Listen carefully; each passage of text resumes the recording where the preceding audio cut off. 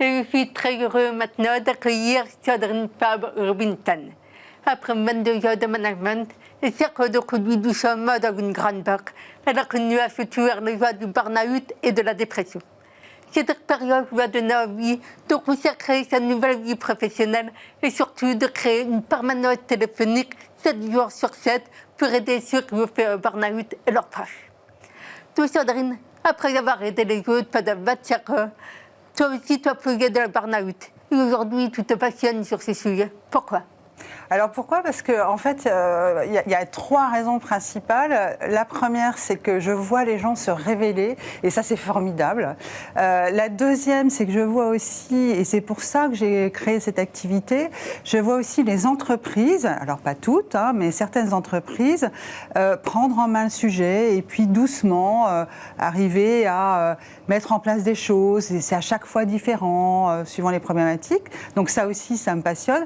Et puis, la troisième raison, c'est que, en fait, on évalue, on élabore des méthodes pour pouvoir faire en sorte que ça se révèle chez les individus et puis que les entreprises puissent faire ce chemin à leur rythme, sans crainte, et pour contribuer à enrayer le phénomène du burn-out. Voilà ce qui me passionne.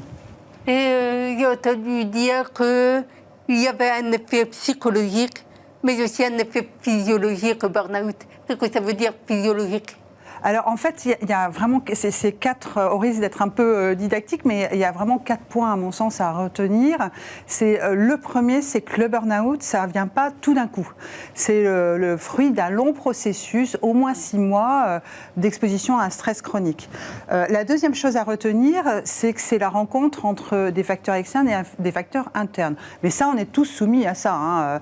Les facteurs externes, c'est trop de travail, par exemple. Les facteurs internes, c'est je vais être fort, je vais tenir, etc. Ce qui va faire burn-out, c'est le troisième point, c'est qu'une personne avec cette rencontre de facteurs externes et facteurs internes, elle va rester dans une situation qui ne lui convient pas. Et c'est ça qui va faire que de semaines en mois, voire parfois en années, en fait, elle va chuter. Et ça, c'est le 4e point à vraiment retenir. C'est important pour les personnes et important pour l'entourage. C'est que pendant cette période-là de l'exposition au stress chronique, il y a des phénomènes physiologiques qui se passent et qui sont complètement indépendants de la volonté. Donc au départ, c'est psychique ou psychologique, ce qui fait que la personne reste. Et ensuite, il y a des impacts physiologiques sur le cortisol, la dopamine. Et voilà. Et ça va créer cette chute à un moment donné de tout le système qui va faire que la personne ne se lève pas un matin. Voilà. Et on parle du burn-out au travail, etc. Mais j'ai l'impression qu'il y a un sujet quand même un petit peu tabou. C'est celui du burn-out et de la conséquence sur la parentalité. Oui. Vous nous en parlez. Alors oui, moi je vais en parler parce qu'il faut le dire, quand on tombe en burn-out, puisque c'est un effondrement psychique, émotionnel, physique, en fait tout est emporté. Mais quelquefois, on peut être emporté plus loin que la sphère du travail. Et on peut tomber dans une grave dépression. Ça arrive, alors je n'ai pas de chiffres précis parce que c'est compliqué, mais bon, ce n'est pas le sujet, mais peut-être la moitié des gens qui font un burn-out tombent en dépression.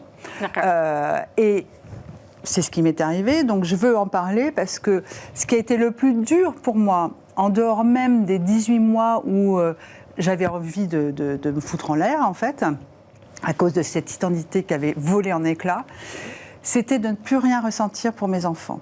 Ça, quand j'ai vécu ça, je suis allée chez le psychiatre parce que je voulais une trousse de secours quand j'avais des idées suicidaires. Et en fait, je me suis effondrée chez lui avec ce sentiment de je ne ressens justement plus rien pour mes enfants. Mais pour rien, ça veut dire un sentiment de l'amour, c'est quoi plus rien? C'est le vide. C'est le vide. Et ça, c'est au-delà de perturbant. C'est insupportable. Moi, je me suis entendue pleurer comme... je ne savais même pas que je pouvais pleurer comme ça. Et évidemment, ça a un impact sur la personne, mais ça a un impact sur les enfants aussi. Parce que j'ai essayé de masquer ça quand même.